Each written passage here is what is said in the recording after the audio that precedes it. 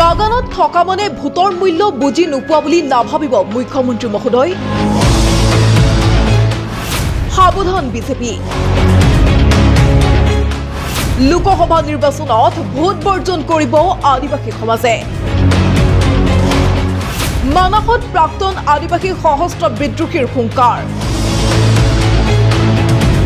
পুনৰ প্ৰতাৰণাৰ বলি হ'ল নেকি শান্তি আলোচনালৈ ঘূৰি অহা আদিবাসী সশস্ত্ৰ সংগঠন বিৰছা কমাণ্ডো ফ'ৰ্চ।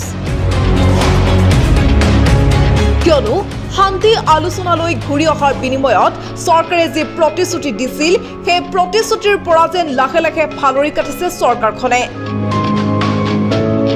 পুনৰ মানাহ ৰাষ্ট্ৰীয় উদ্যানত প্ৰাক্তন আদিবাসী সশস্ত্ৰ বিদ্ৰোহীৰ হুংকাৰ। মঙলবাৰে উদ্যানখনত আদিবাসী সশস্ত্ৰ সংগঠন বিৰছা কমাণ্ডো ফ'ৰ্চৰ ৮টাকৈ গোটৰ বিষয়ববীয়া লগ হৈ বিজেপি চৰকাৰক প্ৰদান কৰিলে তীব্ৰ হুংকাৰ। কিয়নো শেহতীয়াকৈ শান্তি আলোচনালৈ ঘূৰি অহাৰ নামত আদিবাসী জনগোষ্ঠীৰ অধিকাৰৰ হৈ সংগ্ৰাম কৰি অহা বিৰছা কমাণ্ডো ফ'ৰ্চক যি উন্নয়নমূলক প্ৰতিশ্ৰুতি প্ৰদান কৰা হৈছিল তাৰ ৪ভাগৰ এভাগো যেন আজি পৰ্যন্ত চৰকাৰখনে পূৰণ নকৰিলে।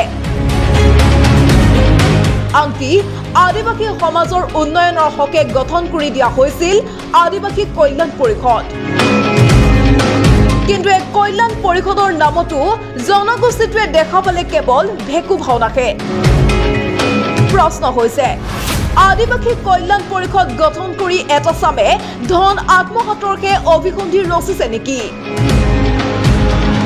মঙলবাৰে সাংবাদিকৰে সৈতে হোৱা সাক্ষাৎকাৰত বিৰছা কমাণ্ডো ফ'ৰ্চৰ সেনাধ্যক্ষ বিজয় খেছে শেহতীয়া অসম চৰকাৰৰ বাজেটক লৈ দৰ্শালে আপত্তি। নেতাজনে কয় যে যদিহে লোকসভা নিৰ্বাচনৰ পূৰ্বে চৰকাৰে প্ৰতিশ্ৰুতিসমূহ পূৰণ নকৰে তেন্তে বিজেপিক হৰুৱাবলৈ কোকৰাঝাৰৰ পৰা তিনিচুকীয়ালৈ উঠি পৰি লাগিব বিৰছা কমাণ্ডো ফ'ৰ্চৰ প্ৰতিজন সদস্য।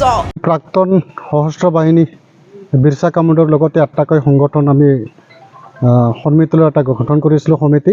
তাত সশস্ত্ৰ বাহিনী যিমান গোট আছিলোঁ বিৰছা কমাণ্ডো ফ'ৰ্চ, কৌৰা বেটেলিয়ন, আলনা এনেকৈ ধৰি ৮টাকৈ গোটত এটা প্ৰাক্তন সশস্ত্ৰ বাহিনী গঠন কৰিছিলোঁ। তাৰ মই সভাপতি বিশাল ধানোৱাৰ। অতি দুখজনক কথা হৈছে আমাৰ ২০২২ চনত আমাৰ ৰেকৰ্ড হৈছিল শান্তি চুক্তি হৈছিলে। শান্তি চুক্তিখনত লিখা আছিল উইদিন 1 মান্থৰ ভিতৰতে কাউন্সিল গঠন কৰা, কিন্তু দুৰ্ভাগ্যজনক কাউন্সিল গঠন কৰা যথেষ্ট পলম হৈছিলে। কিন্তু শেহতীয়াভাৱে কাউন্সিল গঠন হোৱাৰ পিছতে আজিলৈকে ২২ চনৰ পৰা এতিয়ালৈকে ২০২৪ চনৰ আজিৰ দিনটোলৈকে এটকাও কাউন্সিলৰ বিষয়ববীয়াসকলে কিন্তু আমাৰ চৰকাৰৰ পৰা আদিবাসী জনগোষ্ঠীৰ কাৰণে উন্নয়নমূলক হিচাপে কোনো ধৰণৰ কাম কৰিব পৰা নাই। গতিকে তাৰ ক্ষেত্ৰত আমি চৰকাৰখনক প্ৰত্যাহ্বান জনাওঁ যে চৰকাৰখনে আদিবাসী জনগোষ্ঠীক এনেকৈ পুতলা ৰূপে বা এনেকৈ প্ৰতাৰণা কৰিব নালাগিছিল। আদিবাসী জনগোষ্ঠীক শান্তি চুক্তিৰ নামত যে জনগোষ্ঠীটোক যে ভেকু ভাওনা কৰিছে এইটো কথা অত্যন্ত দুখজনক।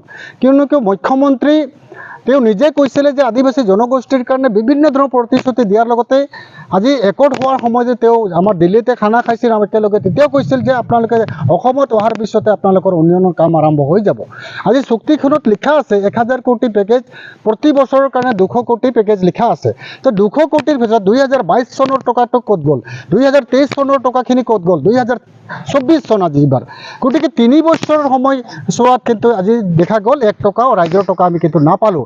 আৰু ১৬জনকৈ যিবিলাক বিষয়ববী আছে তাত আমাৰ বৰমৰীয়া বুলি ক'ব লাগিব, যেনেকৈ আদিবাসী কাউন্সিলৰ চিফ আছে, সভাপতি আছে, তেনেকৈ ১৬জন বিষয়ববী আছে। গতিকে আজি তেওঁলোকে চৰকাৰৰ পৰা যদি আদিবাসী জনগোষ্ঠীৰ উন্নয়নমূলক কামৰ কাৰণে যদি ফাণ্ড আনিব নোৱাৰে তেতিয়াহ'লে তেওঁলোকে পদত্যাগ দিব লাগে।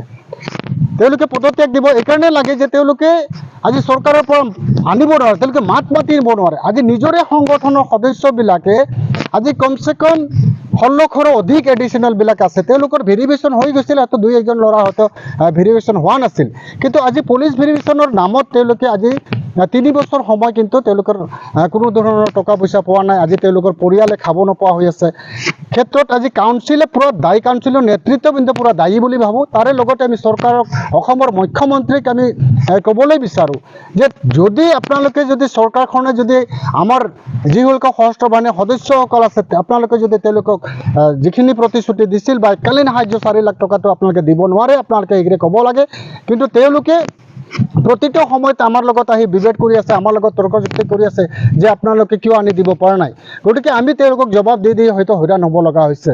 আজি চৰকাৰখনে ইলেকশ্যনৰ আগত যদি আমি ভাবিছিলোঁ যে ইলেকশ্যনৰ আগত সকলো কাম শেষ হৈ যাব, ফাণ্ড ৰিলিজ হৈ যাব, এডিশ্যনৰ সমস্যা সমাধান হ'ব, আৰু আমি 2023 চনতে আমি লিখিতভাৱে অসম চৰকাৰক দিছিলোঁ, আমাৰ ADGP ছাৰকো দিছিলোঁ যে আমাৰ কাউন্সিলৰ অল অসমৰ মেম্বাৰ বঢ়াব লাগে আৰু অল অসমৰ মেম্বাৰ 45 জন হ'ব লাগে, আৰু আমাৰ যিটো চুক্তি আছিল সেই চুক্তি মৰ্মে আছিলে যে 45 মেম্বাৰ হ'ব লাগে। পিছত এটা সংগঠনকে 5জনকৈ সদস্য তাত অন্তৰ্ভুক্ত কৰাৰ কথা আছিলে। গতিকে আজি EM তেওঁলোকে 16 জন লোৱাৰ পিছত আজি বাকী কিন্তু ডিষ্ট্ৰিক্টবিলাক কিন্তু নীল হৈ আছে। আজি আমাৰ যিসকল কাউন্সিলৰ নেতা আছে তেওঁলোকে কিন্তু এতিয়ালৈকে কোনো ধৰণৰ চিন্তা চৰ্চা কৰা নাই, আৰু তেওঁলোকৰ নিজৰ পকেট গৰম কৰাৰ ক্ষেত্ৰত লাগি পৰিছে। আজি নাজানো সিদিনাখন কিছুদিন আগতে কৈছিল যে 25 কোটি টকা দিছে, এই 25 কোটি টকা ক'ত গ'ল কেনেকৈ কৰিল নাজানো। আকৌ কৈছে সিদিনাখন দুদিনমান আগতে 10 কোটি টকা চৰকাৰে দিছে বুলি কৈছে। তেওঁলোকে জনায়, তেওঁলোকৰ লিডাৰবিলাক আমাৰ কাউন্সিল কিন্তু জনায় আমাৰ সদস্যবিলাকক, কিন্তু তাৰপিছত এই 10 কোটি টকা কাৰ পকেটত সোমাই কি নে কি কৰে নাজানো। গতিকে মুখ্যমন্ত্ৰী আপোনালোকে মুখ্যমন্ত্ৰী হেমন্ত বিশ্ব শৰ্মাক ক'ব বিচাৰোঁ, আপোনালোকে কাউন্সিল 16 জনক কি তেওঁলোকে পকেট গৰম কৰাৰ কাৰণে একট কৰিছে নে আদিবাসী জনগোষ্ঠীক উন্নয়নমূলক কাম কৰাৰ কাৰণে, আদিবাসী জনগোষ্ঠীক আগুৱাই লৈ যোৱাৰ কাৰণে একট কৰিছিল? যদি আদিবাসী জনগোষ্ঠীক উন্নয়ন কৰাৰ কাৰণে একট কৰিছিল তেতিয়াহ'লে শীঘ্ৰে আমাৰ সমস্যাৰ সমাধান কৰক, অৰ্থাৎ আমাৰ এডিশ্যনেল যিসকল আছে এদিন এই ইলেকশ্যনৰ আগত এইটো মাহৰ ভিতৰত আমাৰ এককালীনভাৱে সাহায্য কৰক। এইটো মাহৰ ভিতৰত ফেব্ৰুৱাৰী মাহৰ ভিতৰত আপোনালোকে যেটো আমাৰ এডিশ্যনেলৰ লগতে আমাৰ EM বঢ়াবা, EMৰ বঢ়াৱাৰ কাম ক্ষেত্ৰত কিন্তু সম্পূৰ্ণ হ'ব লাগে। আৰু যদি নহয় তেতিয়া কোড অফ কণ্টাক্ট লাগিব গৈ আছে হয়তো ফেব্ৰুৱাৰী মাহৰ শেষলৈকে। গতিকে তাত কিন্তু কোড অফ কণ্টাক্ট লগাৰ লগে লগে কিন্তু আমি প্ৰস্তুতি হৈছোঁ। আগতে আমি প্ৰেছ মিট কৈছিলোঁ যে প্ৰত্যেকটো জিলাতে আমি BJPৰ এগেইনষ্টে হয়তো 10,000কৈ জইনিং কৰাম। ইতিমধ্যে আমাৰ কাম সম্পূৰ্ণ হৈছে, মাত্ৰ আমাৰ এক্স মিলিটেনৰ ছিগনেলটো চাই আছে, তেওঁলোকৰ কেতিয়া নিৰ্দেশ দিওঁ এইটোহে চাই আছে। গতিকে BJP দলৰ পৰা আমি অন্য দলত, যিকোনো দল ৰাষ্ট্ৰীয় দলত বা অন্য দলত আমি কিন্তু যোগদান দিয়াৰ কাৰণে প্ৰস্তুতি চলাইছোঁ বা প্ৰস্তুত সম্পূৰ্ণ হৈছে। আদিবাসী জনগোষ্ঠী আৰু আদিবাসী জনগোষ্ঠীক ইমান কমজোৰ ভাবিব নালাগে যে বাগানত আছে বা তেওঁলোকে ভোটৰ মূল্য নাজানে, সেইটো দিন উকলি গ'ল। সেই হয়তো সূতা কম্বল যেনেকৈ দি পেলাই হয়তো ভোট লৈছিল সেই দিন উকলি গৈছে। আজি সংগ্ৰাম আমাৰ 27 বছৰ হৈছে।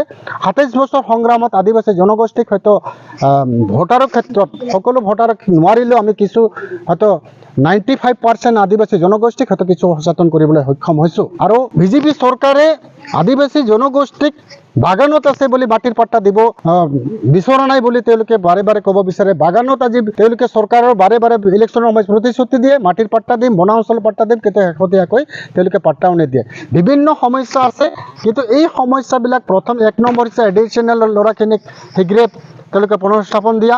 আদিবাসী কাউন্সিলত 16 জন এতিয়া বৰ্তমান আছে, 40 বহুতো প্ৰেছ মিট দিছিলোঁ। এই প্ৰেছ মিটিঙত বা আমি যিবিলাক অসম চৰকাৰ মুখ্যমন্ত্ৰীক আমি লিখিতভাৱে দিছিলোঁ, আমাৰ ADGP ছাৰক দিছিলোঁ, আমি তাত প্ৰতিশ্ৰুতি দিছিল কিন্তু আমাৰ EM বঢ়াবা বা এডিশ্যনেল শীঘ্ৰে তেওঁলোকৰ এককালীন সাহায্য কৰা, কিন্তু এতিয়ালৈকে নোহোৱাৰ কাৰণে আমি হয়তো যথেষ্ট দুখ প্ৰকাশ কৰিছোঁ। আমি সেইকাৰণে আমি যি সকিয়নি আগত প্ৰদান কৰিছিলোঁ সেইটো কিন্তু আমি অটুট আছোঁ।